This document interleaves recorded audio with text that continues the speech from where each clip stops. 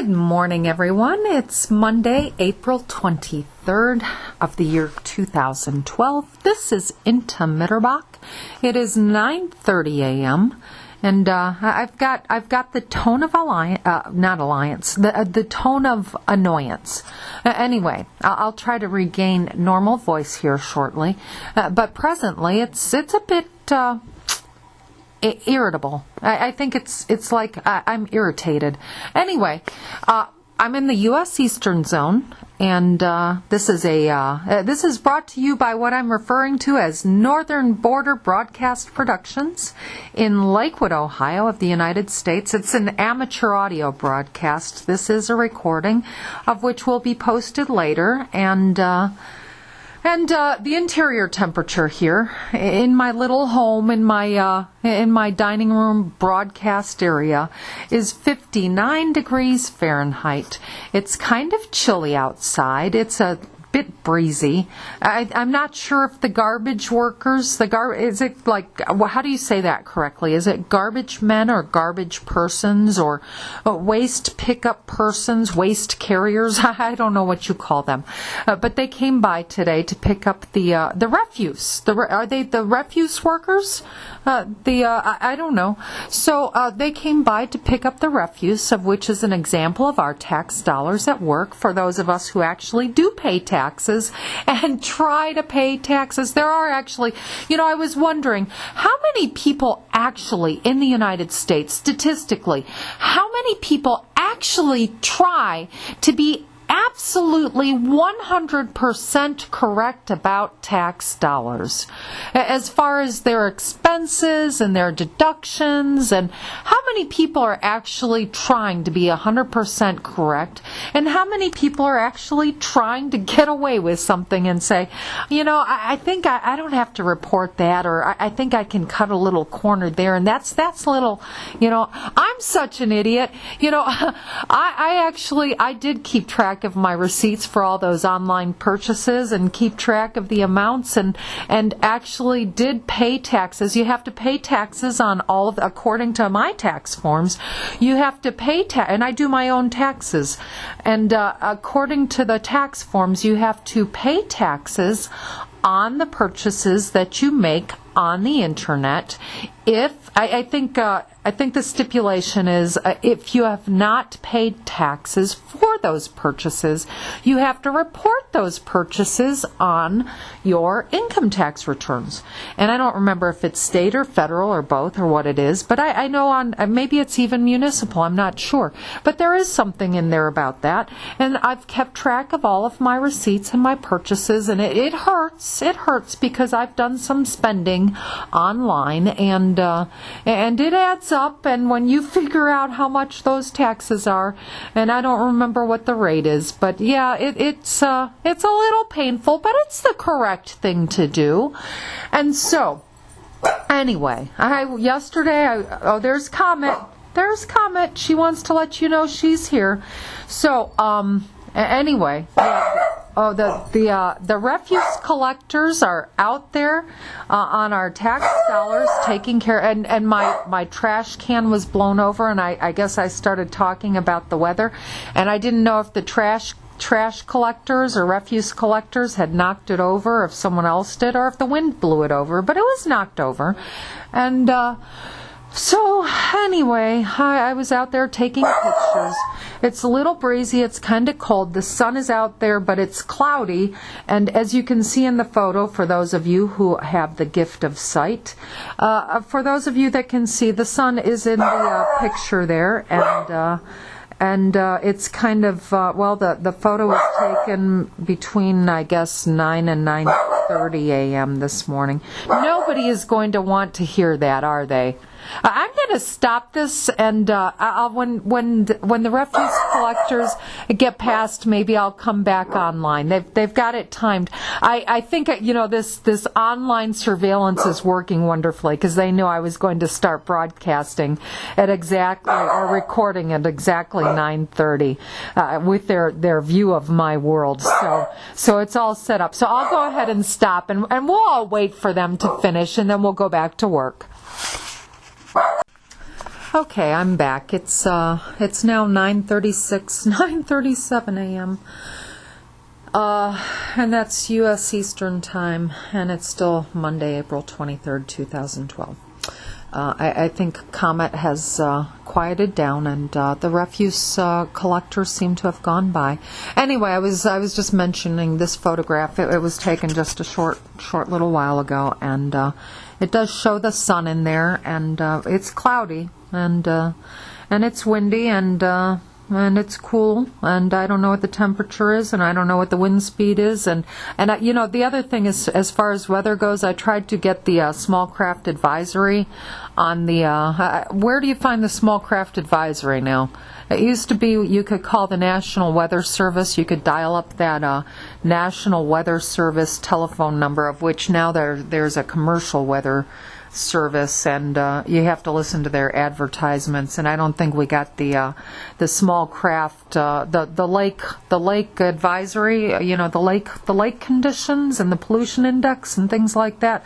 I guess we don't need a pollution index anymore because industry is all gone. There's no more pollution in the air. The industry, I don't know. Is there any industry left in the Cleveland area? Is the pollution all gone? I have no idea. It was pretty bad when I was a kid. You could see the smog over the city when I was a kid. And it was very industrial, a lot of manufacturing going on. I don't know what's left. And so the... but I guess I don't know what happened to the pollution index there. And then the after the pollution index, then there was they came up with the pollen count. And you used to be able to get the pollen count. I don't know if you can dial into the pollen count anymore. A lot of people have allergies. And but anyway, there used to be the lake advisory, I guess, lake conditions, which provided the water temperature and the wave height, and I think the wind.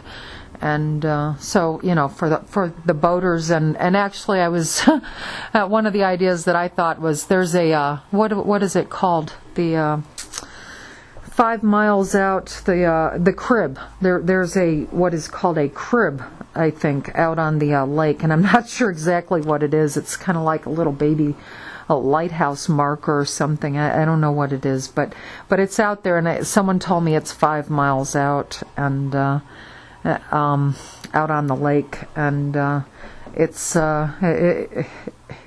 some sort of small. It looks like a small lighthouse kind of thing, just out in the middle of the water.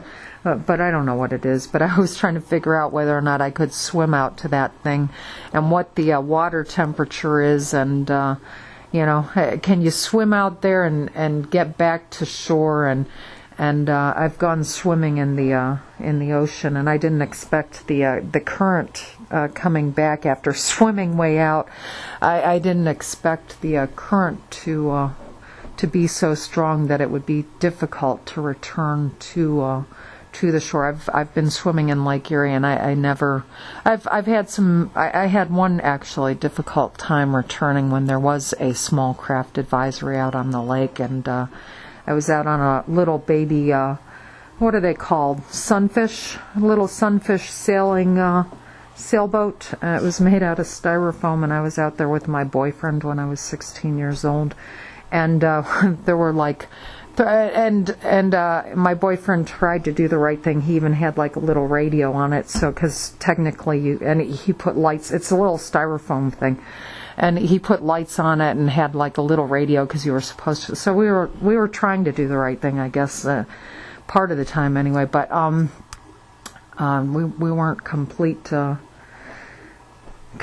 ignorant or disrespectful of all the laws, as I don't know. But anyway, we were out there. I think the waves were about 2 or 3 feet high, and it was windy, and the sail turned, and this thing is small. It was only, I don't know if it was like 12 feet long.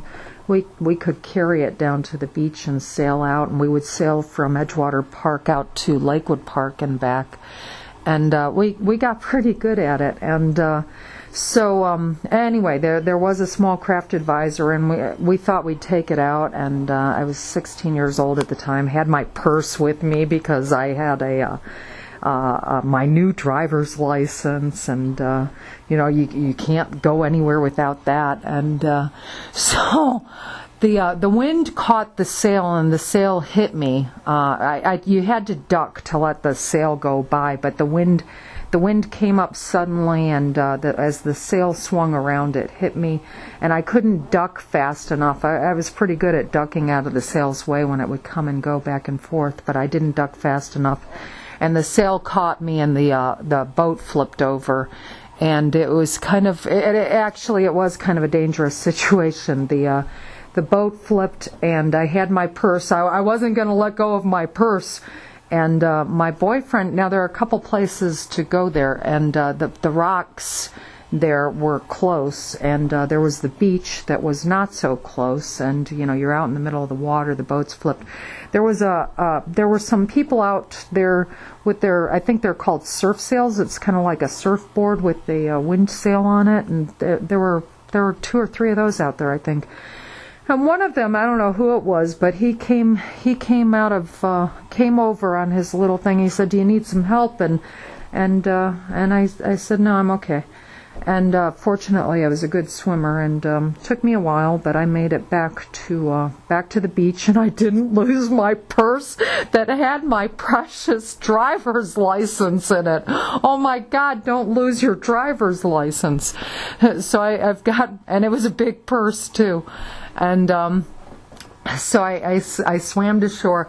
I get onto the beach and just sit there, and my boyfriend, he made the choice to swim toward the rocks, and that's probably not a smart thing to do. It was the closest place to get to as far as getting to shore and stuff, but if you've got waves and winds and stuff and crashing, swimming toward the rocks, probably, I don't know, I'm not an expert, but it didn't seem like a smart thing to do. But I think, he was okay, and he recovered the boat. He was able to rescue the boat. He didn't lose that boat. He got it to the rocks, and I don't know if it got broken up or what, but he rescued the boat. I rescued my purse. I don't know if we lost the radio, and he had even put on little lights, the little starboard and port lights, and the green and red lights, so that technically it was approved for taking out at night, and so he was kind of trying to do the right thing, but anyway, I got to shore on the beach, and the beach was full. There were a lot of people swimming on the beach, and there was a lifeguard on duty. The lifeguard the lifeguard, I don't think, had a clue. I mean, I was out there, the boat flipped, we're in distress. I mean, I don't know what the lifeguard was going to do, but fortunately I was a good swimmer, and I did make it back to shore, but and there was a tow. It did take an undertow current kind of thing, and it did take probably longer than I thought it was going to get back into shore. And I did, I made it to the beach and sat there and just kind of looked to see if in the distance, if my boyfriend had made it safely out of the water to shore, if he had drowned out there also. And so I'm sitting there, and the lifeguard walked over and said, "Are you okay?" So anyway, yeah, no problem. And while I was out there flipping boats, I rescued a few other people out there fighting the undertow. So anyway, there's that. But there used to be the lake advisory. I don't know what happened to that. And I'm kind of not thrilled with the. I used to be able to call, as I said, the National Weather Service and get the forecast, and I guess I can't do that anymore. I called information. I didn't know information charges you for every call you make to information. I mean, I kind of knew that in the past, but I have a new phone and new phone service, and I had kind of forgotten that you have to pay for all of those calls. But I had called to ask have you ever tried calling the operator, dial 0? Now I now have Cox Communications, I think, for my phone service and internet and TV. It's like a package. And when you push the 0 to get the operator, I thought that was like a federal federal position or so. I don't know. I guess, where's the operator? Does anyone know? When you push 0 on the phone and you get the operator, where the heck is the operator? And is the operator a satellite out in space, or where is the operator located? So now, when I push 0 on the phone, I get the Cox Communications and on my phone, and when I dial 411, I don't know where is 411 located. And I found out that 911 actually takes you to the sheriff's department. I didn't know that. I thought I just got a little reverberation again, excuse me, in my voice. I thought that 911 was like a federal, like a national disaster. Oh my gosh, if it truly is a disaster, serious, you dial 911. And I'm like, okay, you get the sheriff's department. Well, okay, so anyway, I guess I thought it was like a federal network. I didn't realize it was more that it was like a local number. So there's that. And then what was my other thing? Oh, does everyone know? I don't know. Does everyone? I know I've mentioned 211, the kind of the National Social Services assistance number, and I don't know if everyone knows what 311 is. I think everyone. I don't even know off the top of my head, but these numbers do exist, and it might be interesting to look these up on the internet. Do you know what 311 is? 411 is information, and then there's a 511. If you look that up, it'll tell you that. And I think one of them I think one of them has something. Anyway, there's a 511, a 611, a 711, and 811, and of course everyone knows, most people anyway, 911. I was also wondering, what are the emergency 911 numbers throughout the world? Does that exist? You need to know that if you're traveling abroad. And where you're going, what are the emergency numbers in case you do need to contact someone? And so, things like that. And what else was I thinking about? The National Weather Service. There was one other point I wanted to make about that. Oh, the pollution index and the weather, the lake advisory. I just lost it again. I'm sorry. My little flat brain moment. Anyway, I guess that's enough of that. That's gone. I guess I'll just have to get to today. I was going to go through, and this might take longer than anyone wants to sit through this. Let me just give you an idea of how long this is before you decide to engulf yourself in listening to this. This is a 11-page paper, 13-page paper, including the sources, the reference resources for the paper that I did, and including the cover page. But this was a paper that I did on U.S. government surveillance, and the title of the paper is "The Threat to Constitutional Rights in the Dawn of Terrorism," and I've got a picture on the cover of this paper that I borrowed on the internet without permission, which is the Twin Towers of New York City, New York, before the September 11th, 2001 terrorist attack. And this is a paper that I did at Cuyahoga Community College in the summer of 2004. And the professor I had, she was great. Sociology was really interesting. This was Sociology 101. And actually at Tri-C it was called Sociology 1010. And I don't know if I'm allowed to say this, but is it a secret? My professor was Yolanda Armstrong Howell, and she was a really good. She was really good. She had an interesting class, and I did okay in there. I did a couple papers that I thought were pretty good, and this was one of them. And the thing that they did give us for the sociology class, a book on terrorism. And I returned that to the bookstore. We didn't use the book on terrorism, and I think the big thing about the sociology class, that I recall, is groupthink. That was like, I'm never going to forget groupthink and the concept of groupthink. But anyway, Here was my hypothesis. The Fourth Amendment to the Constitution of the United States of America states that it is the right of people to be secure in their persons, houses, papers, and effects against unreasonable searches and seizures, that they shall not be violated, and no warrants shall issue but upon probable cause, supported by oath or affirmation, and particularly describing the place to be searched and the persons or things to be seized, of which is from the United States Constitution.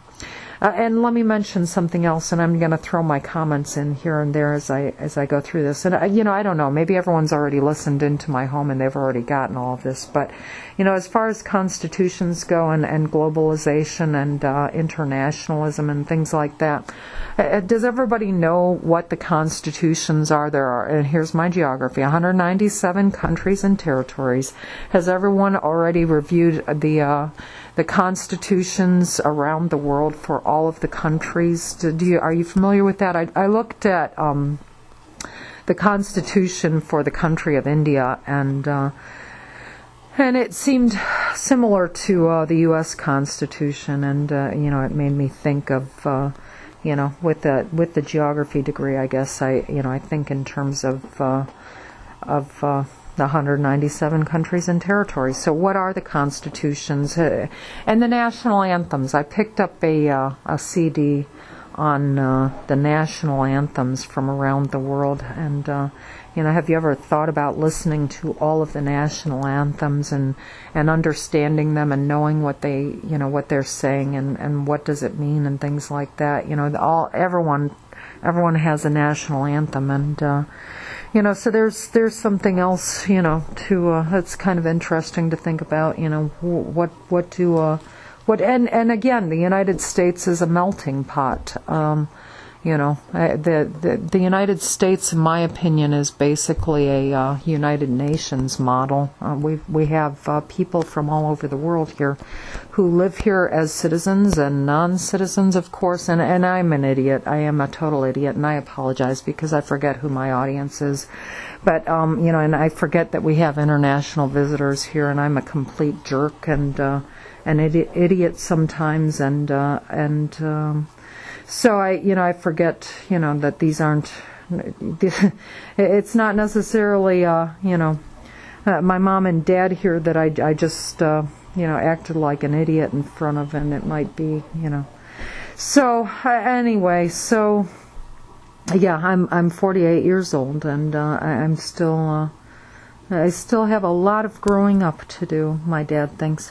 So, anyway, the citizens of the United States have made widespread sacrifices to their constitutional rights in an effort to combat the threat of terrorism and crime. The research design here, I guess that was one of the different requirements for different papers, but I had a research design. I don't recall what the exact requirements were for the paper, but I think I did well on the paper and met all the requirements. But anyway, the research is cross-sectional and longitudinal, gathered from general library and internet reference and the Harris polls. The Harris polls are American polls taken in March 2003 and March 2004 on surveillance efforts being made as a result of the 9/11 terrorist attacks. The general references include the efforts being made on the part of the government to monitor terrorist and criminal activity. The Harris polls reference statistics that were gathered in previous years following the 9/11 terrorist activity, and then gathering data. The Harris poll provides two recent studies. What do I have here? Number 14th, March 10th, 2003, which was Homeland Security. The American public continues to endorse a broad range of proposals for stronger surveillance powers, but support has declined somewhat.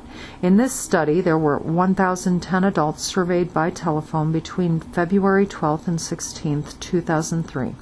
84% supported stronger document and physical security checks for travelers compared to 93% in September 2001. 82% supported stronger document and physical security checks for access to government and private offices, down from 92% in 2001. 81% favored expanded undercover activities to penetrate groups under suspicion, down from 93% in 2001. This sounds redundant, doesn't it? 77% favored use of facial recognition technology to scan for suspected terrorists at various locations and public events, down from 86% in 2001. What do we have here? Yeah, I'm reading this and I'm not even listening. So what do we have? Security checks, and we've got physical security checks and offices and undercover activities and facial recognition and secure ID technique for persons to access. What is considered secure ID technique? Oh my goodness. So to access government and business computer systems to avoid disruption, a decline from 84% in 2001. And finally, 67% favored closer monitoring of banking and credit card transactions to trace funding sources, a decline from 81% in 2001. And so anyway, I'm not even going to comment on any of that right now.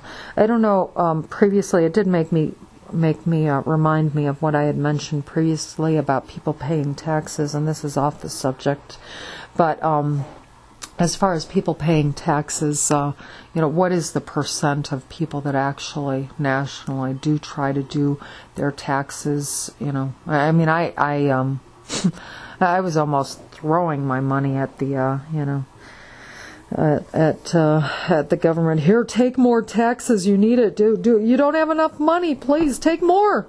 And a lot of people are, trying to make sure that they don't pay taxes or whatever. There's a lot of. So anyway, okay. So here we have. I guess this is another study. This was study number 17, March 4th, 2004. Strong and continuing support for tough measures to prevent terrorism. Bush administration gets high marks for preventing terrorist attacks. And some of this stuff is quotation throughout the paper, and I'm not going to identify necessarily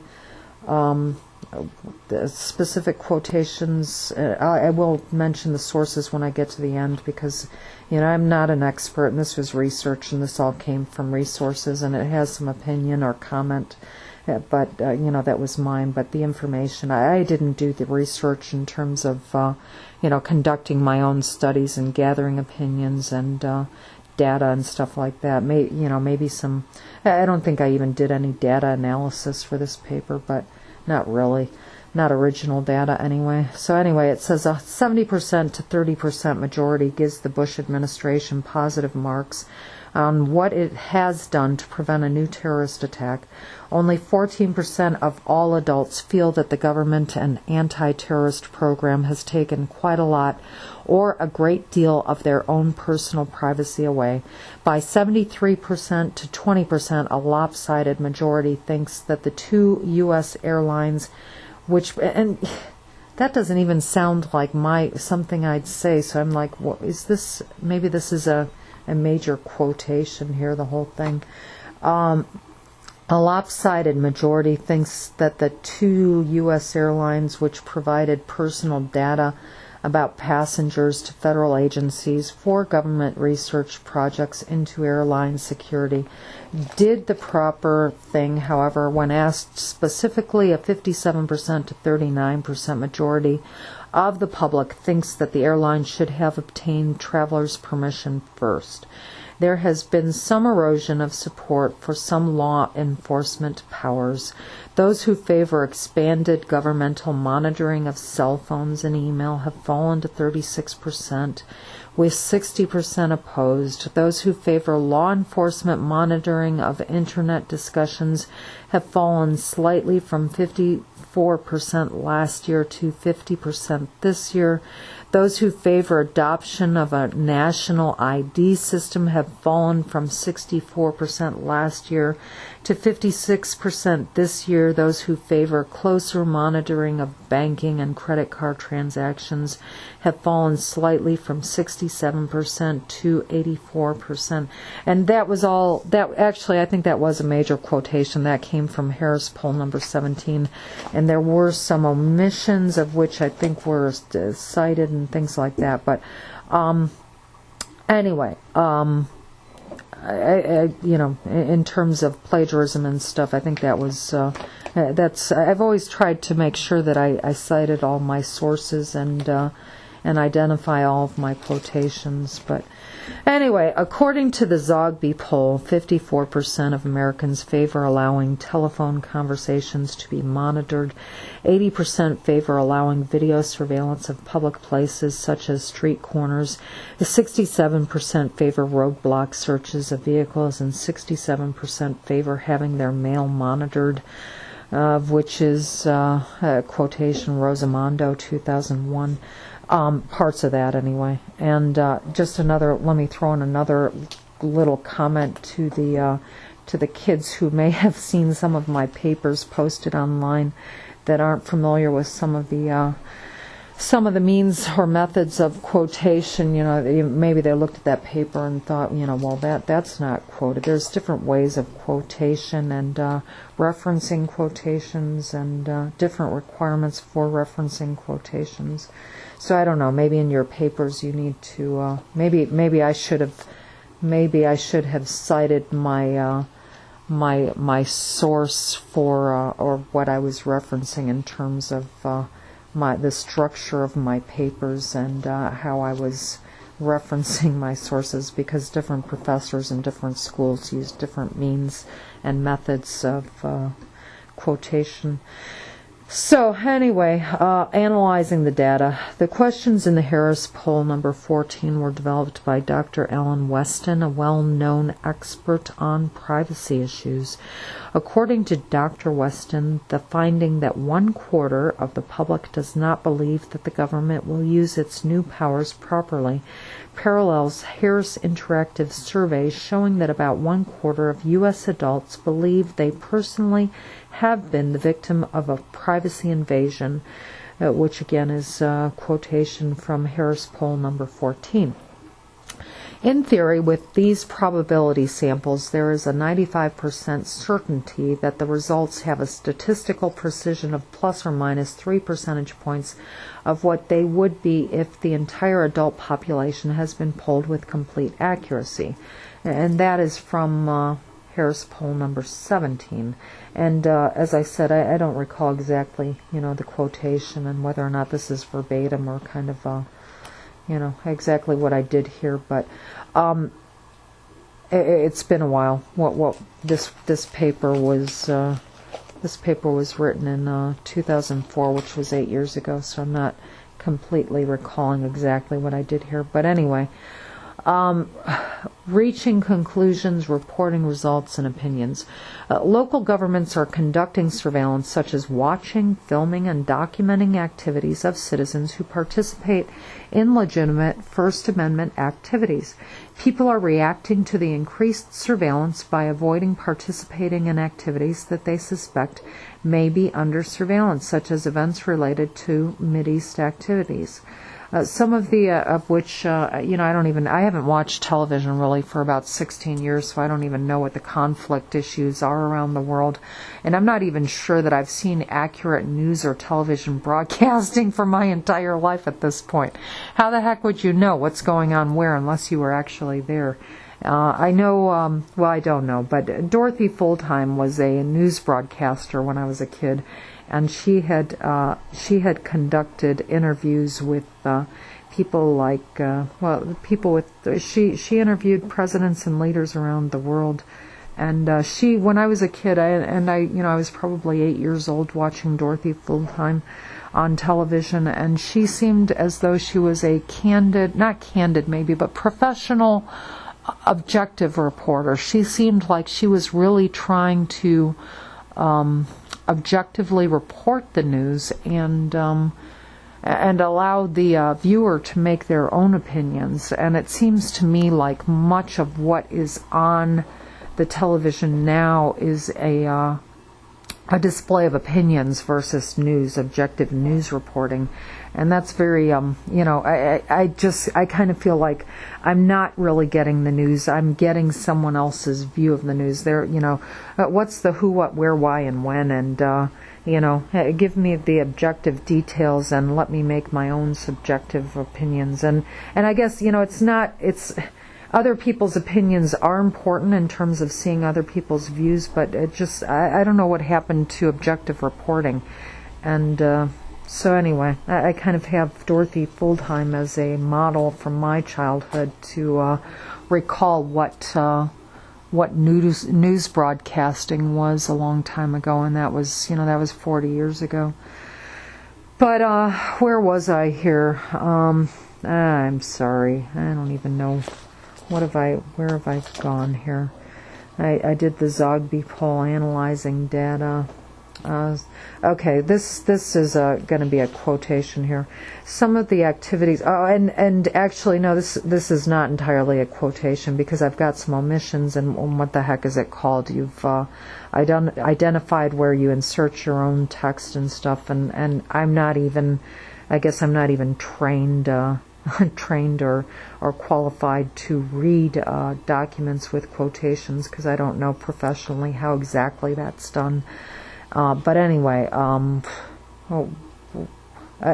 don't even know how. I mean, I've incorporated. I know I've cited it correctly here in the paper in terms of what is quotation and what is not. But I don't even know how to read this. Maybe if you go to journalism or broadcasting school, you learn all of those things. But anyway, some of the activities that the federal government is tracking include arrests and criminal histories, civil disputes, passport applications, and movement across international borders, work permits, driver's license, and other license and permit data from all levels of government, car rentals, airline ticket buys and travel, credit transactions, education records, medical records, housing records, involvement in protest activity, involvement in academic activity, and where you go and who you are with via all of the digital cameras. And that came from Lano 2004, parts of it anyway.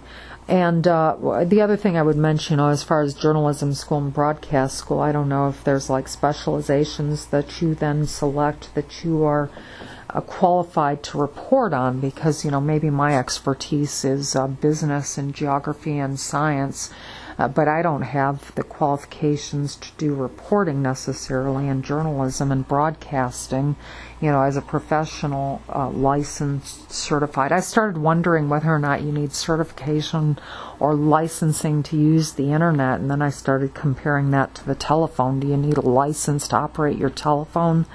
And, thinking about the internet and users, you have to have a license to be an amateur ham radio operator. You have to be a licensed ham radio operator. So what's the difference? That's like a federal communications device, not only federal but international. And I'm sorry, I go off on tangents. And there's the phone.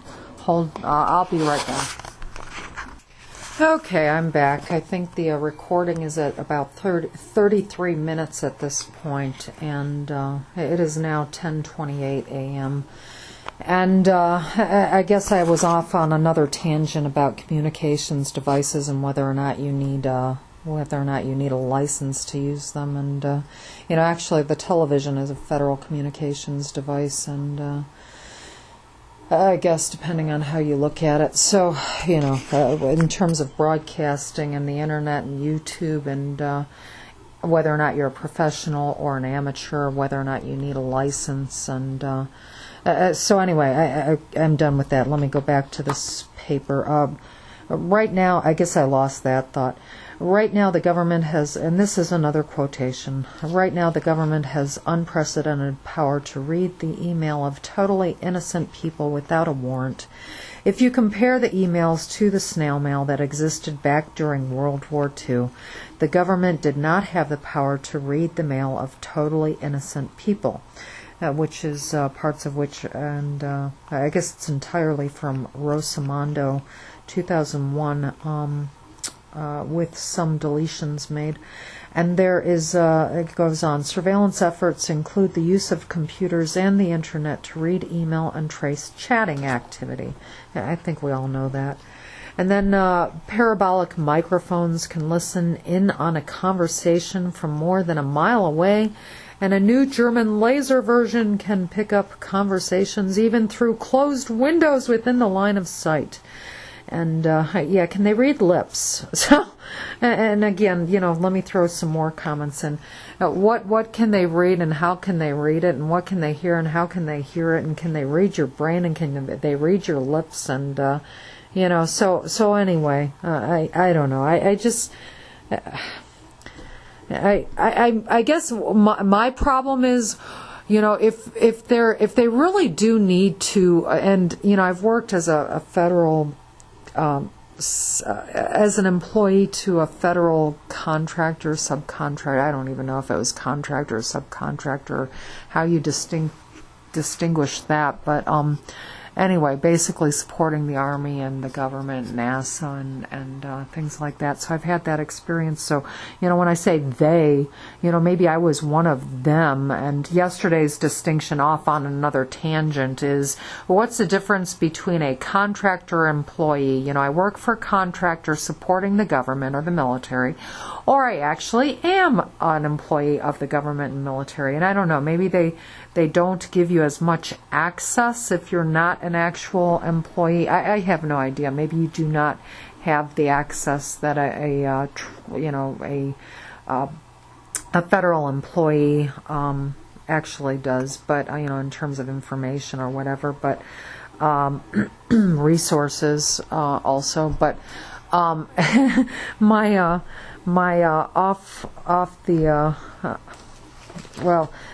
my thought yesterday, my little brain spill yesterday, is the difference is benefits. The federal employees have a benefits package, and the employees doing the work for the government and the military, they don't necessarily have a benefits package. You do the work. I don't think. I kind of felt like I had the same responsibility to safeguard my work and information and things like that. You're getting a security clearance, you're doing work, you're not a federal employee, but you have the same responsibility in terms of being entrusted with responsibility and being responsible for safeguarding that information. And maybe it's a training issue. Maybe they actually train I don't know. Does everyone think that they train the federal employees? And it goes on and on and on. But the difference that I came up with yesterday is federal employees get a benefits package, and the contractors don't. And so even though you are entrusted with that same responsibility to make sure that nothing happens to that top secret classified envelope or document or whatever, the federal employee is going to get oh, Comet's sick now. The federal employee is going to get a life insurance policy, and the contractor isn't. So, is that the difference? And Comet just threw up. So, anyway, I don't think they liked that. Can they do that? I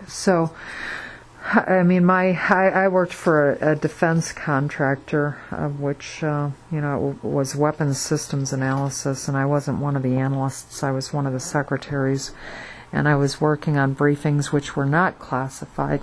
Did the Spy Central think that I was a top secret classified government or military worker? And if they don't know who you are, who did they think I was?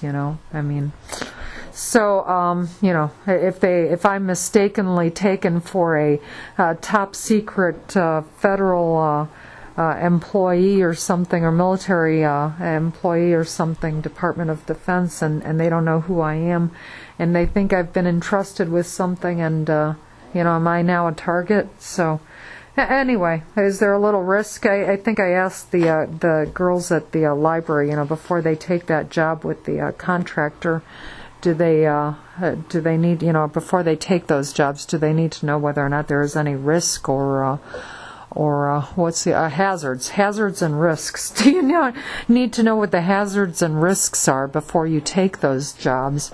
And the other question I had, in terms of the military, if you're going to go enlist with the military, I tried joining the Air Force when I was 18 years old, and I don't remember exactly what it is, what it was at the time. And I wanted to be a pilot, and I didn't know anything about the military, and that was 30 years ago.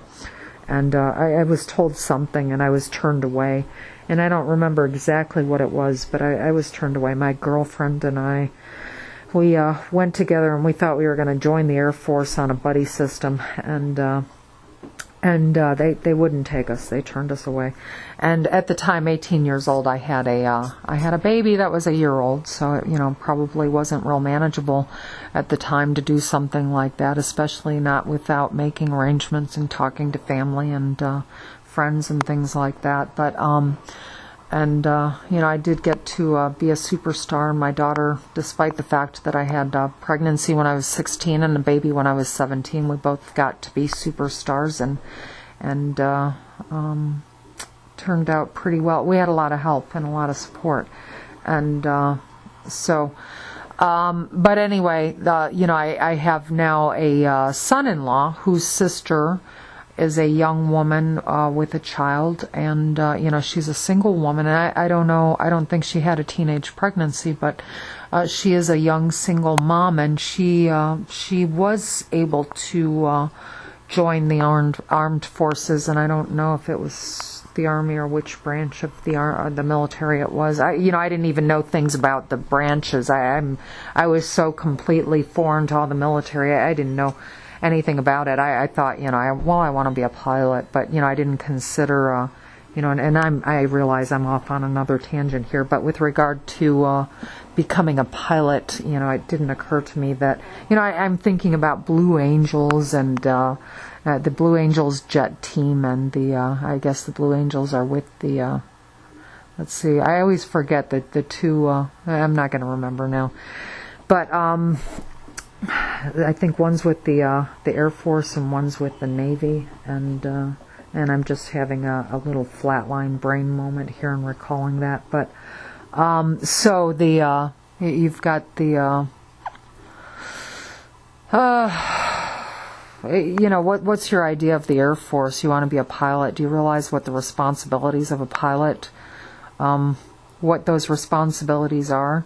Do you have to drive around a plane that has guns on it or missiles or something like that?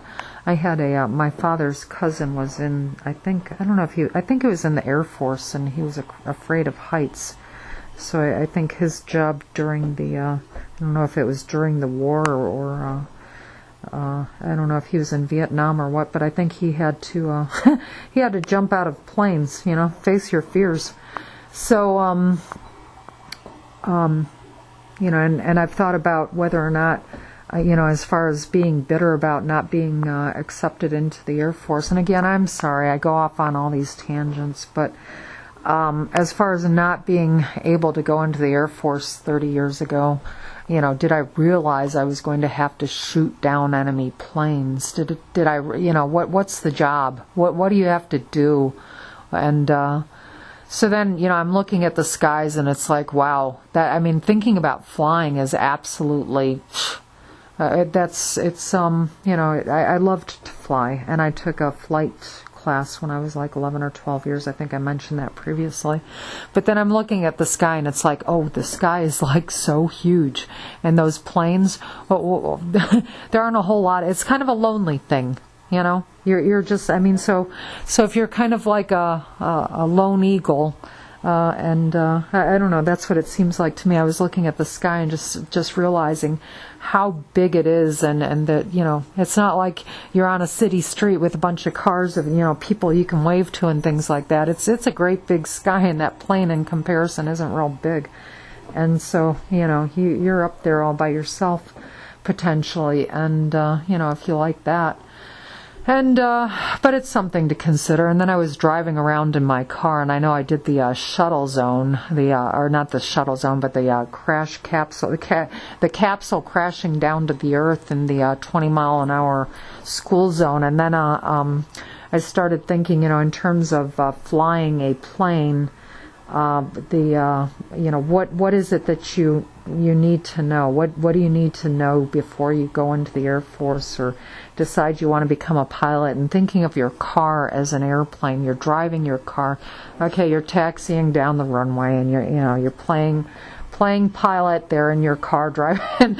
Okay, here we go. We're getting on the highway. We're preparing for takeoff, and just kind of visualizing what it's like to be a pilot, what it would have been like to have been a pilot, and thinking about things like, your plane doesn't have side view and rear view mirrors on it, does it? And the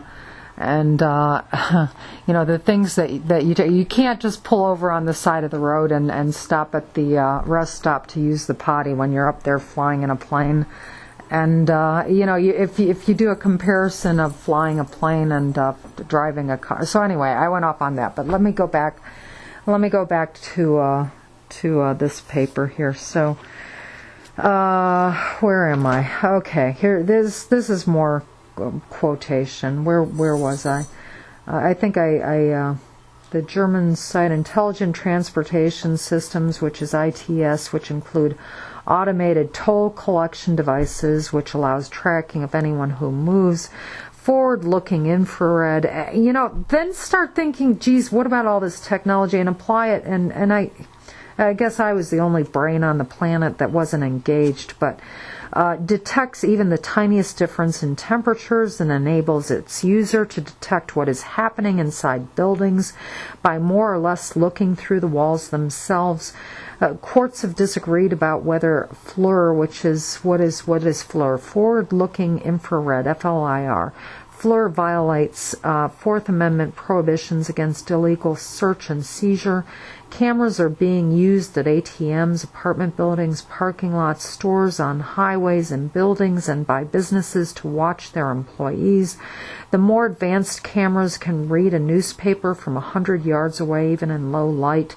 The more advanced cameras, think of is it the Hubble satellite? The more advanced, there goes Comet. Now she's growling at someone outside. Oh, that quotation, all that information was from Sykes, 1999. So in terms of cameras and the Hubble, I'm sorry, I'm going to have to stop now again. Anyway, it's me again, back, of which you probably won't realize that there was much of a break. But at this point, it is now 12:28 p.m. So I think it's been a couple hours. I managed to go on a wild goose chase, and I've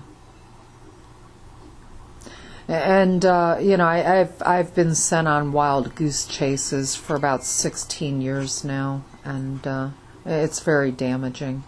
Every time I tried to every time I tried to do something, I got sent in the wrong direction, and I'll make a comment, and then I'll try to continue with the paper.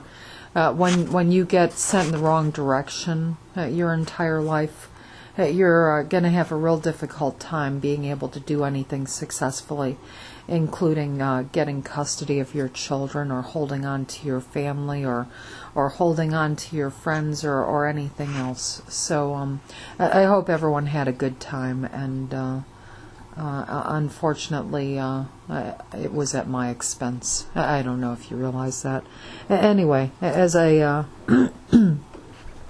continue here, current technology includes the ability, and I've had a request to be more professional. Let's see if we can try a little more professional. Current technology includes the ability to listen into conversations in homes and businesses through telephone systems. With a bugging device planted without a person's knowledge in telephones, basically a call can be made into a telephone unit to listen in without a person knowing that it is occurring. And let me make a comment about professional. I was extremely professional, and I've gone through, I can't even tell you what I've been through in the past 16 years, having returned to Cleveland, and actually what I've been through in the past 20 years.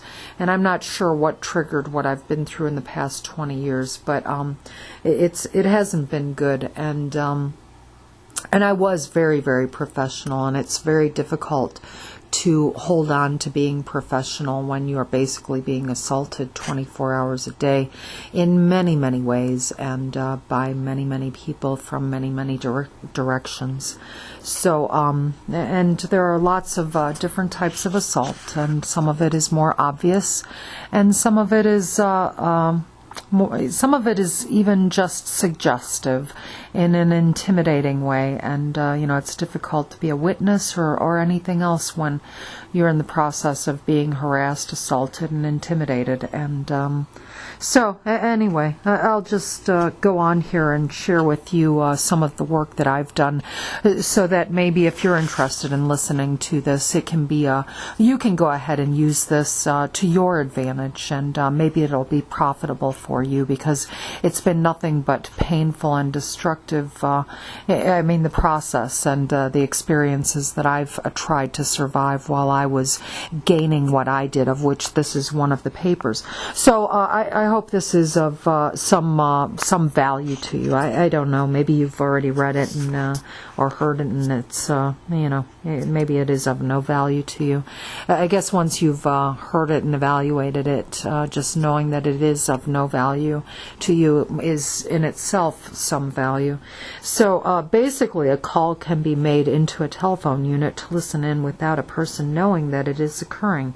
Satellite surveillance cameras spy from high above the Earth using lenses capable of detecting objects less than 1 meter square anywhere on the planet, of which I think I had gone into, and that's from WAC 2002, WAC, I'm not quite sure what that is, and I think I had gone into a little comment about the Hubble telescope, of which, if they can see, if the telescopes up in the satellite telescopes can see, out into space, I don't know how many light years away, is it millions of light years away, and that they pick up those, is it radio and interferometer satellites or something like that? What is that? And anyway, I'm guessing they can see a blade of grass in your backyard. So, anyway, the Pentagon and LifeLog sponsor the Defense Advanced Projects Research Agency, known as DARPA, D-A-R-P-A, is creating a system that will track every email sent or received, every picture taken, every web page surfed, every phone call made, every TV show watched, and every magazine read. Plans include a global positioning system, or GPS, transmitter to keep track of where persons go, audio-visual sensors to capture what is seen and said, and biomedical monitors to keep track of an individual's health. Shockman 2003, I guess that was quoted from, or the information came from. The hope is that there will be a thread of activity that will trace how events unfold over an individual's lifetime. The American Civil Liberties Union describes the Total Information Awareness, TIA system, as an Orwellian program that will obliterate protections and in effect eliminate our personal privacy. Ardito, quoted I guess from Ardito 2003, and or the information from. So anyway, what I was going to make a comment here. What was I going? And there was a distraction. It sounded like someone just kicked their door or something, a few doors down. But what I was going to mention to you. This is now the year 2012. And I've been back in Cleveland for 16 years. This is all information and ideas. Most of what I've done in school was what I already had.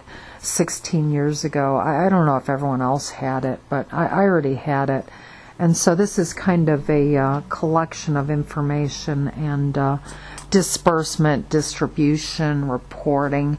Find it in writing and document it and and report it and distribute it. And what do we get? I guess let's put all together in a nice little organized fashion for everyone so that they can know these things too. But I think it's already been broadcasted, so this is probably nothing new. But this is a lot of the papers that I've done, the information that I had, especially with regard to technology and what has been done, what could be done, things like that. A lot of that I already had, and I had lived in Huntsville, Alabama, and worked for defense contractors. So, but I've, as I said previously, I've spent about 16 years in and out of hospitals being called schizophrenic, bipolar, depressed, delusional, speeding, spiraling. It just goes on and on. So anyway, here's further quoted in the paper in 1998. DARPA, what is DARPA? Does everyone remember what DARPA is? Hold on, where was that? DARPA, DARPA, the Defense Advanced Projects Research Agency, began funding a project to create spy bots that can fly day and night and that use infrared and video sensors. These spy bots, being designed by Lockheed Martin and codenamed MicroStar, will have a 6-inch wingspan, weigh only 86 grams, and cost about $10,000. In addition, larger unmanned aerial vehicles are being flown above the United States to spy. Facial recognition systems are being used, and even a gait tracking system which monitors your walking mannerisms, and that is from McCullough 2003, of which not was entirely quoted, some of it added, but basically most of the information there came from McCullough 2003, I believe. So, or at least some of it. The mission of the Federal Bureau of Investigation, FBI, is to protect and defend the United States against terrorist and foreign intelligence threats and to enforce the criminal laws of the United States. And that's quoted from FBI in 2004. I probably found that online. And one of the things, when I moved away from Cleveland, I was 20. How old was I? I think I was. Well, it was in 1986, so I was about 24 years old, I think, and 22, 24, 86. I guess I was 22 years old when I moved away from Cleveland. And got down to Huntsville and discovered computers, and I finally realized, I always had a difficult time trying to figure out what was I going to do with college. My whole life I knew I was expected to go to college, and I got off track, or I guess I never quite figured out what is this all for? Why do you need to know this? And so I didn't finish high school. I completed 10th grade. Actually, I don't think I even completed 10th grade because somebody stole my my biology notebook, and it was a good one. And I don't know. Well, it was right before finals. My biology notebook got stolen right before finals, and I don't know. Maybe at that point, for whatever reason, I wasn't doing all the right things. But anyway, I didn't get on track, I guess, with regard to college. I tried taking some classes, had a teenage pregnancy, but I did, even when I was 18 years old, I was taking college classes, always trying to go to college, but really never figuring out what to do or how to do it, what I wanted to do or what direction. I tried real estate. I even took some bookkeeping, a bookkeeping class, and thought, that's a good means of supporting my baby. But it really, and myself, it really didn't seem to click. And then, excuse me. And then, I don't know, in terms of college, trying to find focus, I don't know, I never found focus. I had one professor who I couldn't understand. He was foreign. I think he was a foreign professor, and it was definitely a language barrier, and that was an accounting class, and that was frustrating. And then I had another college professor that was an English teacher, and that was prior to leaving Cleveland. I had another English professor in which I had a dispute with regard to what is the correct English language. There are different, you've got, there's different, is it dialects of the English language? Basically, you have, the southern speaking, and then they sound different out west, and they sound different up north, and then there's the Midwest thing, and then there's the Northeast thing, and then of course New York has its very own New Yorkers language, and so I was kind of one of the questions I had in my English class was, which one is correct? And he said none of them are correct. I mean, they're all correct, not none of them, but he said all of them are correct. And I guess I was trying to figure out, in terms of language, which one, maybe I was trying to figure out which one would be considered the most formal, and maybe even that's not the correct question. I'm not sure what I wanted, but excuse me. So anyway,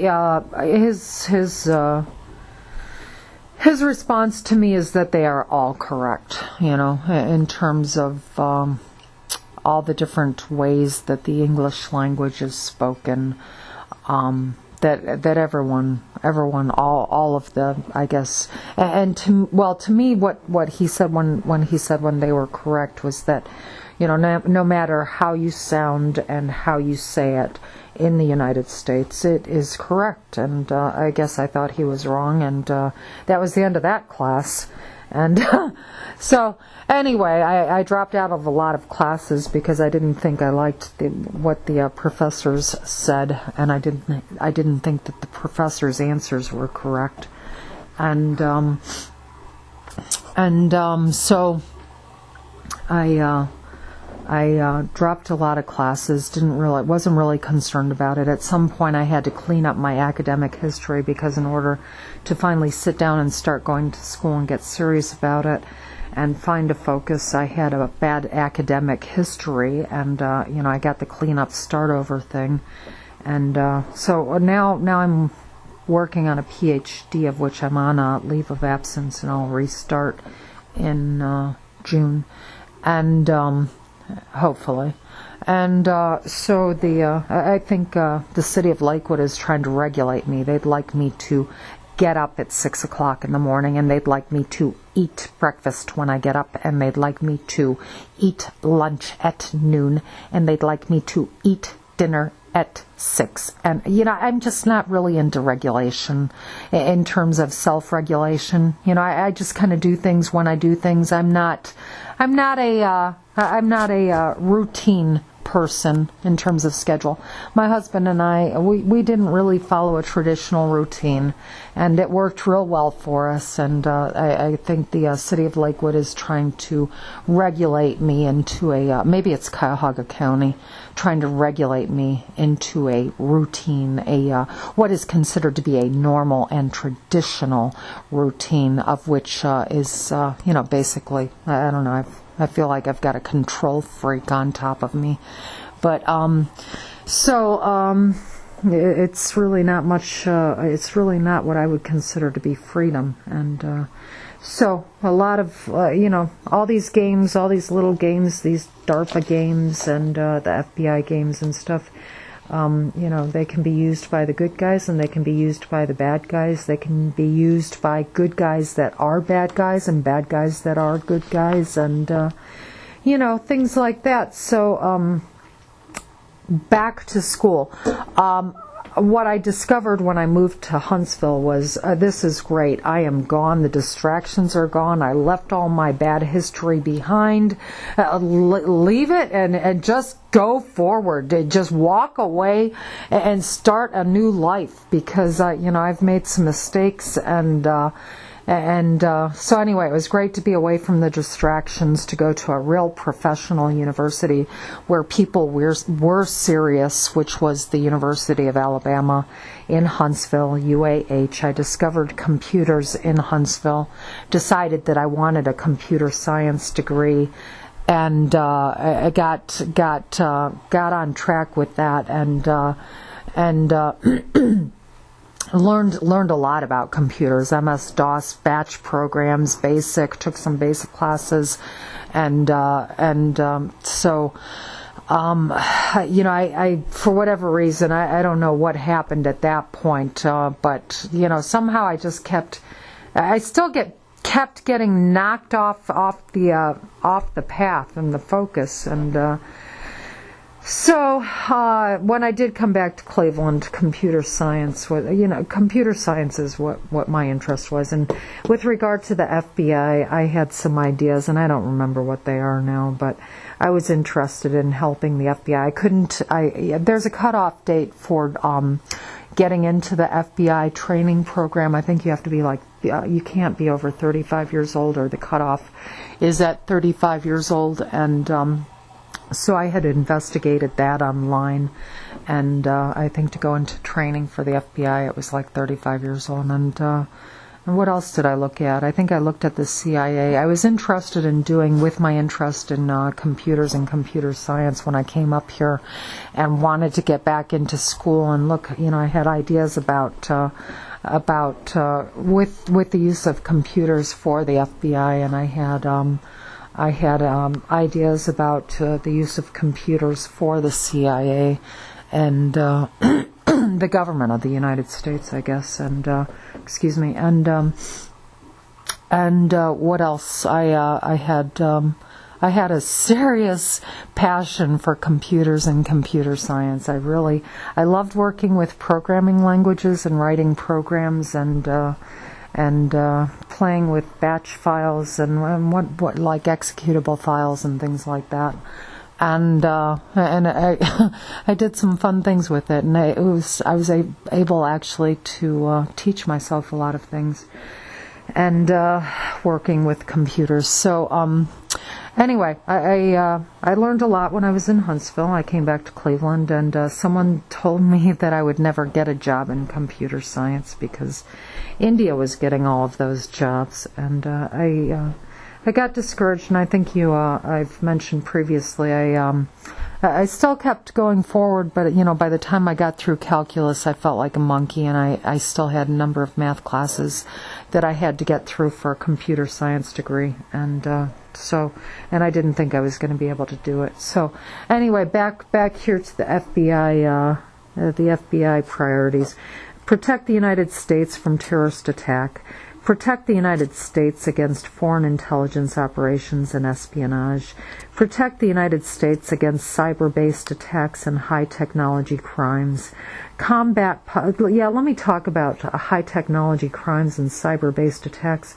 I think I already mentioned, I had an attack on my computer when I was working for the defense contractor in Huntsville, and I went to my security officer at the company and tried to talk to him about it. And I had a number of issues. I had security issues. I had personal issues. I had a few things that I needed to talk to him about. And I asked him if he would go with me to the Army Project Office if I needed to go talk to them. And he said, I don't know anything about what they do there.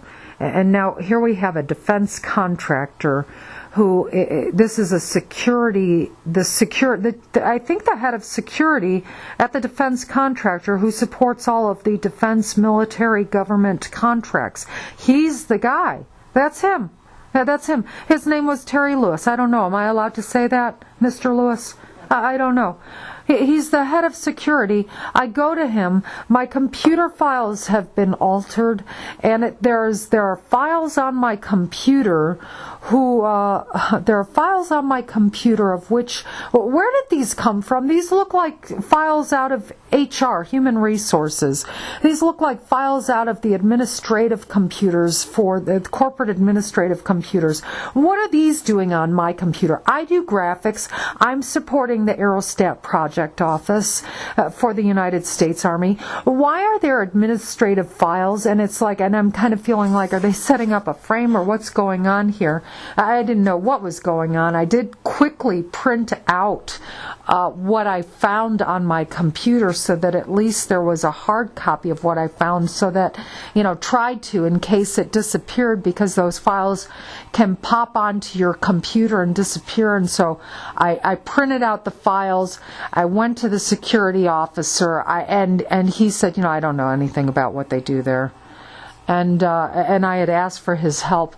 And, there were some other things, and he answered a couple questions wrong. And there were also violations at the Aerostat Project Office on the Army facility, Redstone Arsenal. And it's like, what do I do with all of this? And and for the past 16 years now that I've been beat up through the psychiatric system, it's like, oh, okay, well, that was all wrong. That was all wrong. The doctors were wrong, the nurses were wrong, the medical people were wrong. That was all wrong. And the police were all wrong, too. The sheriffs, and I don't know about the sheriff's department, I guess not. But the Lakewood police, the Cleveland police, that was all wrong. And they played games with my home, and I don't know if they had like an FBI training ground or what they were doing with my home, or if the police were using my home to play their games or using my home for a trap or whatever. This was supposed to be my home. I was trying to go through, my marriage got destroyed, and that's a whole nother problem. And I'm sorry, here we go on another tangent, but then I've got the kids thing. This is supposed to be my nice little nest for me and my babies, and anyway, forget it. It's all gone. Let me go on with the paper here. So I guess now we all know cyber-based attacks and high technology crimes. Oh, well, I guess the FBI takes care of those problems, so we don't have to worry about them. And so anyway, combat public corruption at all levels. Oh, well, I got the tour of corruption too. Yeah, let me take care of all those problems, or should I? Am I supposed to write those all down? How long is it going to take me to write down or record or report all of these corruption issues? Because I got the tour of corruption too, and thanks very much for that. I got the medical corruption, the business corruption, the insurance corruption, the defense corruption, the government corruption, the NASA corruption. Okay. Oh yeah, just combat it. We're just going to combat it. How do you combat that? Did you get your instructions and training on that? Go ahead and worry about that. Oh, and by the way, while you're busy combating that little problem of yours, they multiply exponentially, and what did I came up with another word a few days ago. It wasn't multiplicative. It wasn't, I don't remember what it was, but anyway, it wasn't duplicity or so anyway, the problems are just, keep, go ahead and take care of that problem. And try to prioritize all your problems while your problems are increasing exponentially. And it's like, is that enough problems? Can we all just kind of try to do the right thing? Because I've sustained serious damages, and failure to submit a damage report. There's another one, and was there an accident report? And there's the failure to submit the accident report, and so on and on and on. So there's your public corruption, and then civil rights. Oh, every one of my civil rights was violated too. Go ahead and take care of that and fight that. Well, hold on, that's going to be real difficult because they almost put me in a wheelchair 100 million times, and so go ahead and take care of all of those. And then by the way, nobody's going to help you, and by the way, you have to take care of yourself. Okay, just take care of yourself when you go to the hospital. Take care of yourself. And by the way, that's what I got. I got take care of yourself. But they were very interested in measuring my, gathering information about me.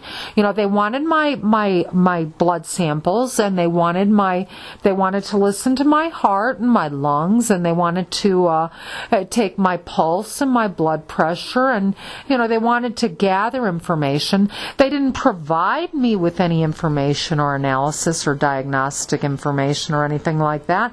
But they gathered information. They were able to gather information, I guess, for their own use. And they told me basically, basically I've gotten from every direction, take care of yourself. But boy, did they get a lot of information out of me. Just on and on and on, information and ideas. And everyone, I guess, here's some more information and ideas. You're getting it. I hope it's of value to you. Did you get your money's worth? Are you getting your money's worth? I worked for defense contractors. Some people think, extremists' view on everything. So, yeah, and when I went to the hospital, not only did I not necessarily get the care, but I couldn't even take care of myself. I knew what I needed, but I couldn't get what I needed when I was in the hospital, locked up in a psychiatric ward. So I've had 16 years of that. Oh, and water. You need water. You go into the hospital and you're dehydrated. Guess what? There's no water fountain in the hospital unit. No water fountain. You have to ask them for water, and guess what? They ration it. You only get one bottle. Oh, no, you get 2 items. So if you don't get the sugar cookies, you can get 2 bottles of water, or you can get 1 bottle of water and 1 package of sugar cookies. And there's your Cleveland Clinic for you. And that was at the Lutheran, some people know how to take care of themselves and some people don't, but if everything you need is taken away from you that you need, that makes it quite a bit challenging. And when they take away all your civil rights, I think the security guard at the Lutheran Hospital for the Cleveland Clinic, she laughed and she said, she cackled and she said, what's the matter? Did you lose your Constitution? Yeah, I did. I really did, and it hurt tremendously, and I hope everyone had a good time. I don't know if my experience was completely televised or recorded or displayed in any way, but yeah, I lost the Constitution, I lost the Bill of Rights, I lost the 10 Amendments, the 10 Amendments, what do we have? We have the Constitution, the Bill of Rights, and what else do we have? Yeah, anyway, my brain just flatlined. So going on here, to combat transnational and national criminal organizations and enterprises. Transnational and national. Well, I learned about the Weatherhead Society. A bunch of students, I guess, wanted to blow up the government. Okay. Yesterday's comment on Facebook was, okay, now I've finished school. It finally clicked with me, technology and chemistry. In chemistry, I learned, and in not so much physics, it was more in chemistry. Atoms and, I guess maybe in physics a little bit, but I think mostly in chemistry, learning about, atomic weights and things like that, the structure of an atom, that was all in chemistry, and so you've got the structure of the atom and the nucleus. And anyway, my discovery yesterday, this is like, I've never had any information my entire life. I've been living in a cave. And, that takes me back to a paper I did at Tri-C for what was it, a philosophy class? Go toward the light. And so anyway, I think that was a little plagiarized, actually. I don't think I cited all the quotations. It wasn't plagiarized necessarily explicitly, but I think all the quotations probably weren't cited correctly. I may be in trouble on that one. But, I don't know, under close examination, that one's probably not, I think it was maybe one of the first papers I did, coming back here to, Cleveland, one of my first college papers. So, anyway, what was I saying? I just lost it again. I got distracted with my plagiarism. Hold on, let me stop this and rewind. Anyway, the document that I couldn't think of was the Declaration of Independence, and when my head flatlined. And what I was saying is, yesterday on Facebook, I realized, that my brain got so big, and it's still it's still a pea brain, but I got so much information in my brain, and realizing, I guess, it got big enough to realize how small it is, that I realized yesterday. I think I figured out how to destroy the universe, and it's totally it's totally atomic. No, it's not atomic, it's nucleic. No, it's not nucleic, it's protonic. No, it's not protonic, it's electronic. And it's like, oh, that's where that word comes from, electron, electronic. So anyway, and that was my discovery yesterday. And so anyway, the FBI, to combat major white-collar crime.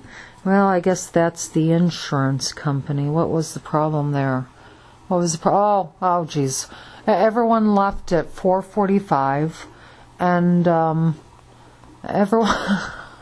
everyone left at, this isn't funny. Everyone left at 4:45, and I'm like, is this a test? I mean, is this just a series of tests, or is this real? Because I've had 16 years of this, and so they left at 4:45ish, or at 4:40. I don't know when they all left, but at 4:45 in the afternoon, the phone rings and no one's there. I answer the phone. The receptionist was gone, and a man calls and he said that he was having a diabetic attack, or not a diabetic attack, but he needed his insulin for diabetes or something, and he was not he. When I guess he had gone and tried to get his insulin maybe at the pharmacy, and there was an insurance, some kind of insurance problem, and he needed to verify his insurance or something like that with the pharmacy, and so I don't recall exactly what took place, but it's kind of like, oh, okay, what do you do? You're basically a secretary. Everyone's gone home. This is like a major. It wasn't like an insurance agent's office. This is where the nurses were that approve, and there's like technicians that approve the insurance benefits, and with the pharmacists, and so so I anyway, I tried to handle the call, and I think I successfully was able to talk to the pharmacist or something, or verify that the man did have an insurance policy, medical insurance with, and that was at Prudential Healthcare, and where I was working. And so I don't know, am I allowed to say that? And so that I don't know, is this a test or is this real? Because I got like everywhere something that wasn't right, and so there was that. And anyway, I guess he did get his insulin, and he was okay, but that's a serious life. And I didn't think at the time. I guess maybe I should have. I don't know. Was I supposed to tell him to dial 911? I don't know. I mean, he called. He said he needed his insurance verified with the pharmacist. I was there. That wasn't my job. I figured out how to do it. And I did that, and I guess I did something I wasn't supposed to. I don't know. Well, I don't know. I guess maybe I was supposed to tell him to dial 911. I don't know. Was I supposed to answer the phone? Everyone left. Where was everyone? And so anyway, I guess I tried to do what I thought needed to be done, and I guess I thought I needed to try to help that man. And I guess I thought that's what I did, but I don't know. So anyway, major white-collar crime. We're still back with the FBI. Combat significant violent crime. To combat significant violent crime. Well, I don't know. Do the police have access to weapons that they don't have the brains to use? I don't know. I saw a man get beat up in downtown Cleveland. Is that would be considered significant violent crime? What is I don't know what significant violent crime is. I've had a peaceful life here in the United States. What's combat significant? I guess we could pull that apart. What does that mean? But, and then support federal, state, county, municipal, and international partners. Well, yeah, that was one of the questions I came up with recently in terms of the FBI. And that's true with the defense also. If you're going into the Department of Defense or military service or government service, are you aware of all of the government agencies and all of the other, especially with the FBI or the Department of Defense or any federal, international, CIA. I think probably if you go to work for the CIA, you should probably know what all of the FBI agency, type agencies are throughout the world. Do you know what all the FBI agencies are in each of the 197 countries? So, and then the CIA, Department of Defense. Are you familiar with all of the military organizations and groups? You're going to go into the, and I haven't been in I guess the United States military didn't want me, so actually I did try to go into the military again, the United States Army Reserves, when I was 26 years old, of which, what was that, 22 years ago, and I tried to join the United States Army Reserves because I wanted to I guess I was interested in cryptology and cryptography and things like that. And apparently I tested very high. I guess I took the ASVAT test and tested very high, but they basically wanted me to be an MP, which is a military police officer, I guess.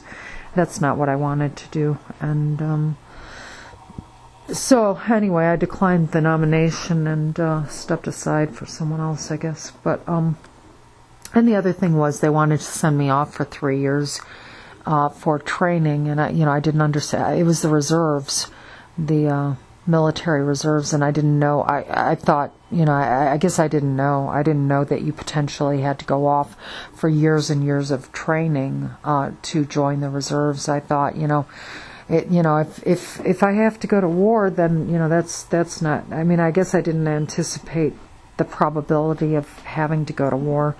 Number one, and I guess you kind of hope that you don't have to go to war. And the other thing is that I did not, I didn't expect that. I think someone next door just said, "You got that right." Someone just yelled, I think from outside, "You got that right." So, I don't know, is that some of that government surveillance, or is that someone else using what the government uses for surveillance? And so, anyway, and my thought is from the heckler has now been disturbed, and I don't know what I was saying. Didn't have experience with the military, and I didn't expect to have to go off for many years of training, and I guess what I thought was that I would basically, 1 weekend a month, 1 month a year, or some 2 weeks a year, whatever it is, and for service, and I just really, the 3 years of training to become an MP, that was not something I expected. And what else can I say about that? There was something else that I was going to say about that. But, anyway. Support federal, state, county, municipal, international. Okay, we got that one. And the last one, number 10 on the FBI priorities, are upgrade technology to successfully perform the FBI's mission. And anyway, I guess my cynical comment on that one is, who's going into the government jobs? Who's getting those jobs? is that the military that gets those jobs? Oh, the other thing I was going to say was, as far as the military, I did take a military science class at the University of Alabama, and I think that conveniently disappeared from my academic transcripts. And I also, what else did I do? I also investigated ROTC, and it was my understanding that, you can't become an officer in the military unless you have a college education, a college degree. And so with the ROTC, the college ROTC program, you could essentially go to school and, be a participant in the ROTC program, of which is an officer training program, I guess, or I don't remember what it stands for, Reserve Officer Training Commission or something like that. I'm not sure, but anyway, I guess I always aspired to try to get to the top, and I was kind of like, well, how high up can a woman get in the military? And I didn't know that. I didn't know if there was a ceiling or a cap. They did tell me when I tried joining the reserves that they didn't allow women to do cryptology and cryptography work. Women, they don't let women do that. So they weren't going to let me do what I wanted to do again. And I'm not sure, but I think when I joined the Air Force, I think I might, and I'm sorry, I don't recall this, so I really shouldn't say, but for the past 30 years, I have had somewhere in my brain feeling, or my heart, or whatever, feeling as though I think they told me that they don't allow women to become pilots. So, okay.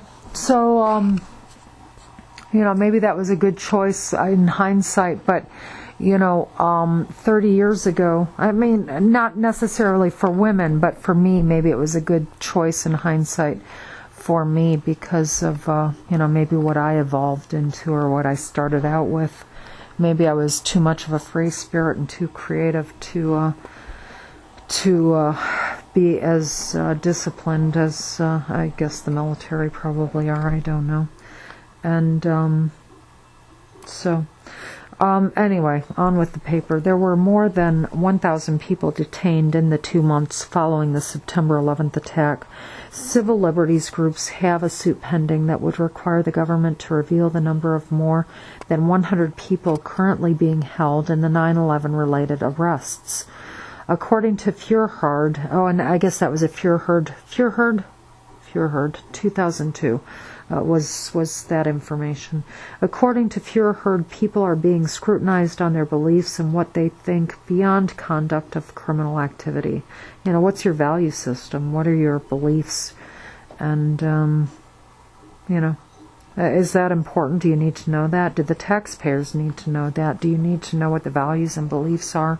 Is that information accessible to the public? Who gets to access that information? And and then you start thinking, what are the beliefs and the values of the people that are evaluating the beliefs and the values? And, so anyway. On it goes. On October 26, 2001, President Bush signed the USA Patriot Act, expanding law enforcement powers and government surveillance. In January of 2003, the administration asks in papers filed before the Supreme Court for significant narrowing of the Freedom of Information Act, which is the FOIA, I think I mentioned yesterday or within the past couple of days, FOIA, Freedom of Information Act, which gives people the right to access information that is government information. You have, I don't know to what extent I don't think I've read the Freedom of Information Act specifically to know exactly what you're entitled to as a citizen of the United States. But anyway, on it goes. According to and this is all quoted information, and I guess it's called paraphrased, or is some of it, I guess, not necessarily paraphrased, but anyway, somewhat edited. According to the Department of Justice Patriot Act, peaceful political discourse and dissent is one of America's most cherished freedoms. and is not subject to investigations as domestic terrorism. Under the Patriot Act, the definition of domestic terrorism is limited to conduct that, 1, violates federal or state criminal law, and 2, is dangerous to human life. Therefore, peaceful political organizations engaging in political advocacy will obviously not come under this definition. The ACLU, which I think is the American Civil Liberties Union, has claimed that many people are unaware that their library habits could become the target of government surveillance, where thought police can target us for what we choose to read or what websites we visit. Of which, yeah, I got that too. And then historically, I got banned from the library for 2 or 3 months. When I was a teenager, I guess I was a do-gooder. I didn't always do all the right things. I was kind of getting in trouble a lot, but I was kind of a do-gooder a little bit, and trying to help people, felt people were equal, people that were on the wrong track. They were at a disadvantage for some reason, for whatever reason, and they didn't have the chance to be on the right track, and, something like that. And so, with some of the people that I may have become friends with or made the wrong choices of and did the wrong things, I wasn't always doing the right things all the time, but anyway, I was, I guess I tried to help people, and I tried not to judge people, and after the past 16 years of what I've been through, I feel like the most judgmental person on the planet. I don't feel real nice, and I don't like myself too much anymore. Anyway,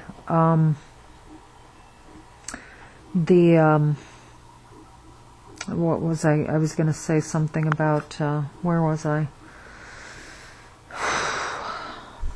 Talking about the Patriot Act, targeting police, FOIA, Freedom of Information Act, terrorism, ACLU. I'm sorry, I'm thinking out loud here, trying to figure out where I was, but I lost my thought again. I feel like I've got the peanut gallery hackling at me, and it's difficult to stay on track.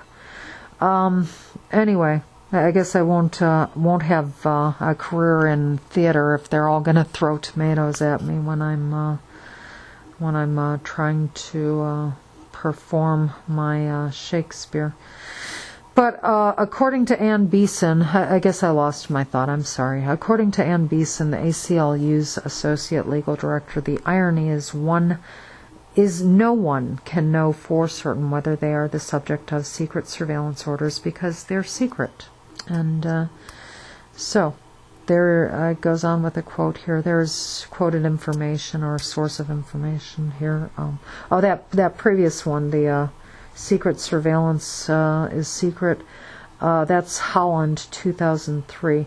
Let me mention something about that because the United States Army Aerostat Project Office, I had an experience there, and I think I think some people know anyway. I've tried talking about this. I was told to shut up, and I had a lot of issues, and I've been given a lot of issues, and I've thought about a lot of things, and one of the things that happened to me was that I was entrusted with a secret of which I was not to disclose from the premises, outside of the premises of the project office, and I had to sign a polygraph agreement, and I did not expect that the whole world would beat me up trying to, what seemed like trying to gain that information. I mean, why is the whole world beating me up? Why is the whole world hurting me? The doctors were wrong, the nurses were wrong, the medical system was wrong, everything was wrong, everyone's hurting me. How do you get this to stop? What is going on? I didn't expect that everyone was going to hurt me, and I guess, after 10 years, I finally disclosed the secret and hoped that the secret. Why did I need that? Was that an exercise in training? Was that let's test her with a bit of secret information? I don't know what that was. Let's see what happens. And So I finally did disclose that after 10 years, and the batterment, what seemed like the worldwide batterment, did not stop. And I don't know if it was just on a much smaller scale or if it was on a global scale, but I think I got my share of various types of assault. Probably, I think I almost wound up dead a few times, and so permanently, not just not so. And one of the things, the security officer at the project office said a couple things to me. Excuse me, and he said it with a laugh, and the laugh was that kind of I guess not with a laugh, but with a chuckle. He said there is no morality, and that's very scary. If we have a military with no morality, think about what morality is. To me, that means the difference between knowing what is right and what is wrong. And he said there is no morality, and he laughed, and he said something else. What was it? I had been shown, there was something about spies. And, I didn't know that spies existed. That was not a world that I had ever been exposed to. I didn't know anything about spies, and I got the impression, I don't remember who said what to me at this point, but I saw a video on spies, and I was led to believe that I had been spied on in my home with my husband, which is very, very difficult to deal with. And I also had been given the impression, led to believe that I had been spied on in the privacy of my hotel room, which is very, very difficult to deal with. It was for me anyway, because I had an extremely high modesty level and privacy level. I guess I was. So that was really difficult for me, and dealing with that. But with regard to spies, all of a sudden you've been given the impression. I think the security officer or someone said that I need to worry about spies, and how do you handle a problem with spies? Well, gosh, I guess someone deployed me because I went absolutely ballistic, and I guess I tried everything I could do. And gosh, now I hope nobody got hurt because I did everything I could to make the spies listening in. I mean, I was given the impression that there were spies listening in and that they were bad.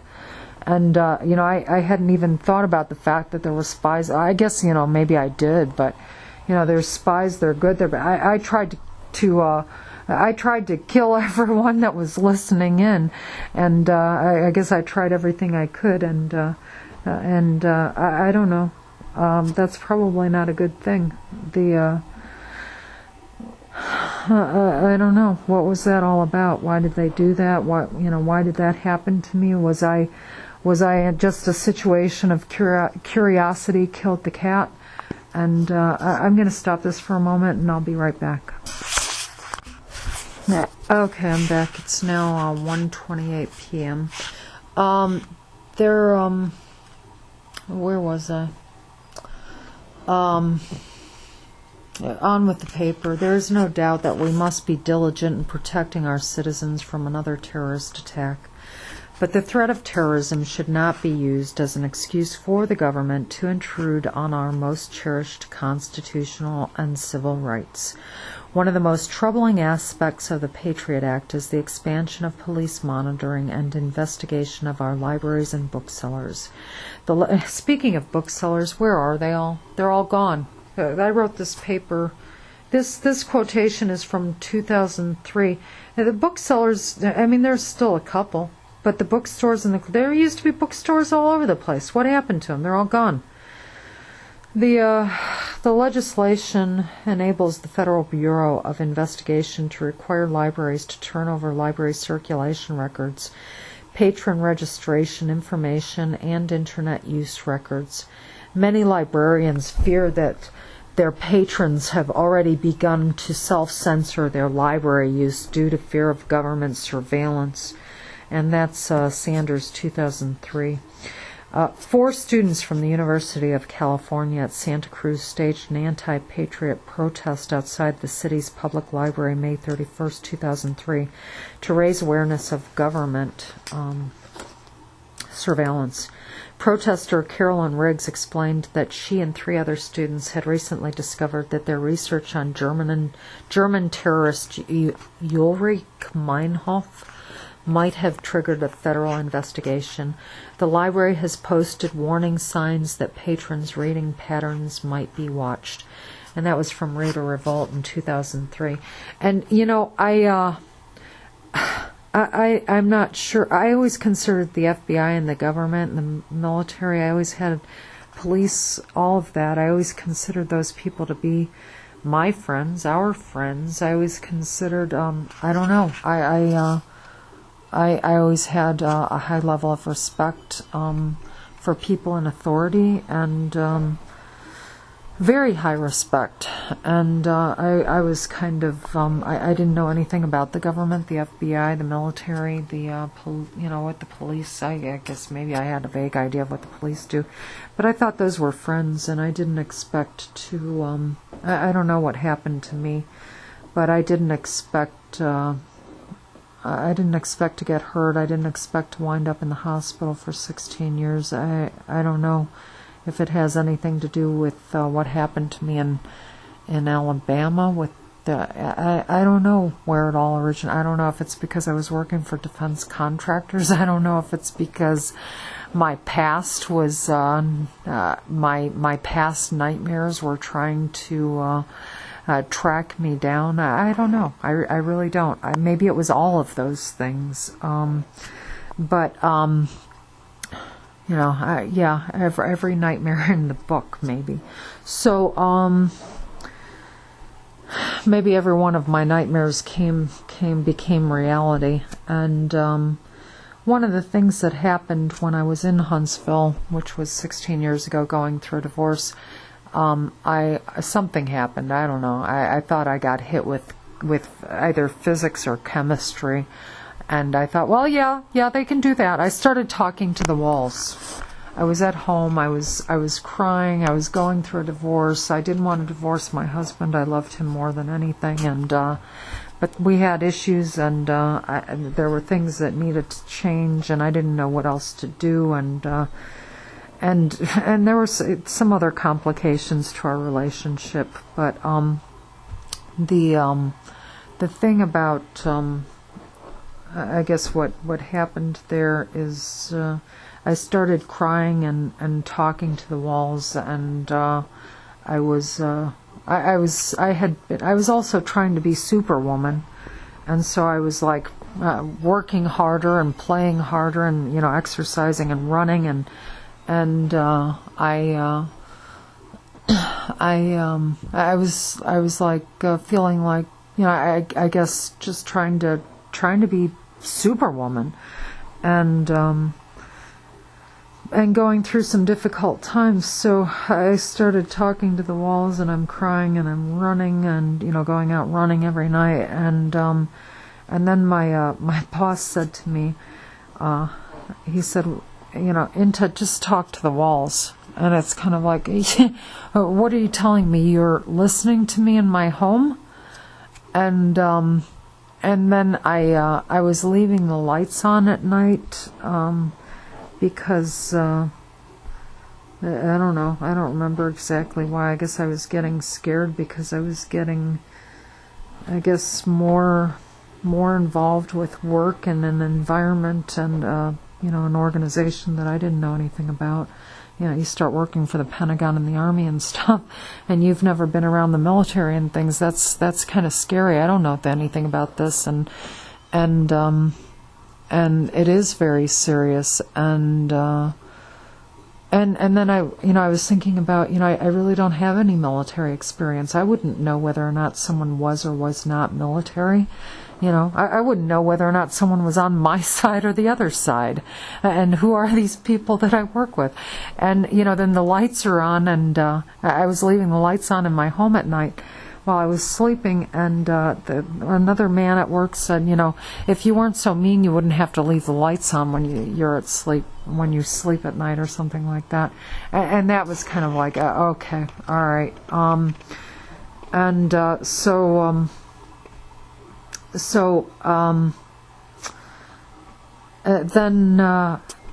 Then what happened? Something happened. I was supposed to go in to work on.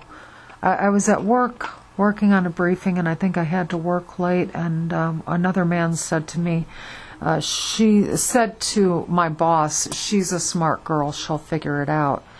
And that'll send your head spinning. Figure what out? I guess I wasn't quick enough to. I guess I just was never quick enough. I was never quick enough to respond. I was never quick enough to say, "What do you mean she'll figure it out? Figure what out?" These open-ended kind of suggestions, all these suggestions that lead your mind to wander into wondering, what did he mean by that? What did she mean by that? And, it's not paranoia. It's being bombarded by thoughts, very skillfully used comments and actions, very skillfully used to I guess, induce paranoia. And, I think I handled it all pretty well. Unfortunately, I wasn't too big a screw-up, but I couldn't figure out why this was all happening, and it was very painful. And I went home. I think that night, I think it was a Friday night, I went. Oh, that's the night that I met with the security officer, and he had the wrong answer about something. And then I tried going to another one of the security people. In my heart, I don't know, I think I got hit with chemicals as soon as I I decided, this is too important. I can't play around with this, and I reported myself for drug use because I had not disclosed that information previously. And I guess because it had not been disclosed previously, it did not seem to be as, it's no big deal, right? They don't care whether or not you lie about it. And so, no big deal. I guess disclosure of the truth is not real important, so it's no big deal. Well, yeah, it is a big deal. So, I think so. And anyway, I tried going to the other security person was kind of a family friend. I tried talking to her, and I wound up, I don't know, I guess I wound up at home that night and packing my things, trying to sleep. And I don't know, I don't think I packed my things that night, but the next morning I got up in the middle of the night, and I think I got up at like 4:30 in the morning. I was supposed to go work on a briefing, and instead I packed my car and left. And I tried to leave, and I got hit again. And I was talking to the walls, and I thought, well, yeah, it is the Department of Defense. I am going to, the Department of Defense. That's kind of big, and that's kind of scary. And the Department of Defense could do something like strike me down like I just got killed by God. I do believe they could do something like that. And the Department of Defense could strike me down. And I got struck a few times.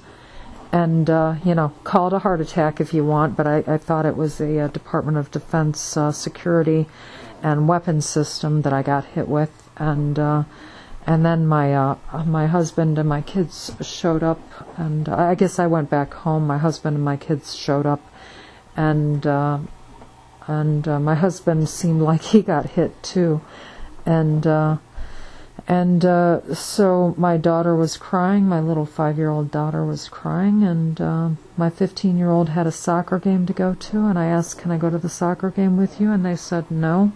I guess my daughter and my husband wouldn't let me go to the soccer game with them, and I was hurt, and and I guess I wanted to be with them, and they wouldn't let me. And so my little one was crying. She remembers it. I remember it. And I think my husband said, "This is war," at one point. And when someone says to you something like "this is war," and you are in a war zone, and or in preparation for a war zone, or you've got conflict issues, like serious national, international conflict issues that you are packed inside your head, and someone says "this is war." Yeah. Yeah, I guess I got hit with too many threats, and I panicked, and so I basically packed up my car and headed back to Cleveland, and I don't remember where I was with all of this, but anyway, the rest of the paper is how similar to Soviet surveillance is the implementation of our homeland security's policies. The threat of terrorism in particular has... And there's the phone. I'll come back in a moment, maybe. Anyway, the threat... where was I? The threat of terrorism in particular has increased, not only the fear of terrorism, but also the fear of the use of power by our own United States government. After 3 years in office, John Ashcroft, the Attorney General of the United States, has provoked an impressively bipartisan chorus of invective, whatever that means. It's a quote. From the civil libertarian left to the libertarian right, his critics agree that he has done more to destroy American liberties than any other Attorney General since A. Mitchell Palmer, who presided over the Red Scares of 1919 and 1920.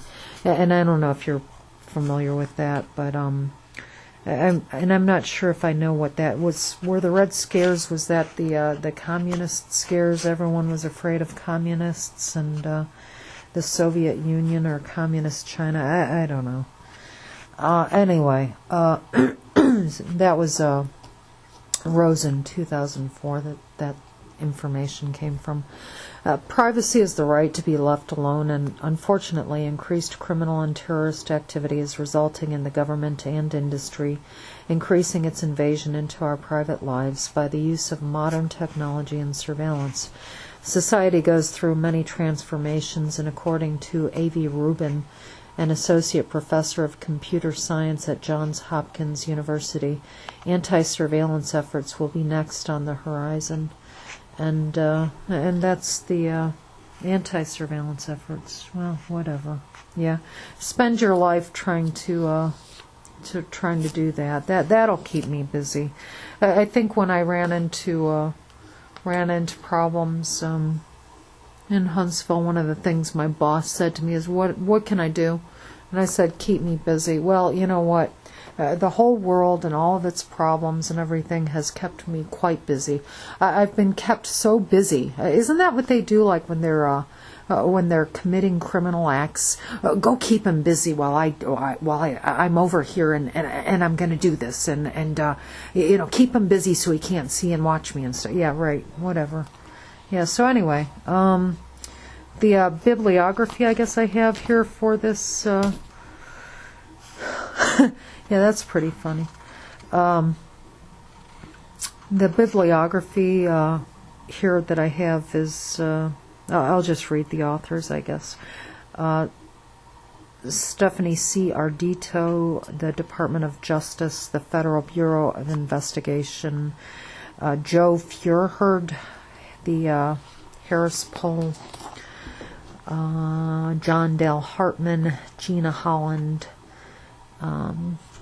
U.S. News and World Report, David Lyon, Declan McCullough, and, One Nation Under Surveillance, Big Brother is Watching You Now, right now, was a, Big Brother. Who's that?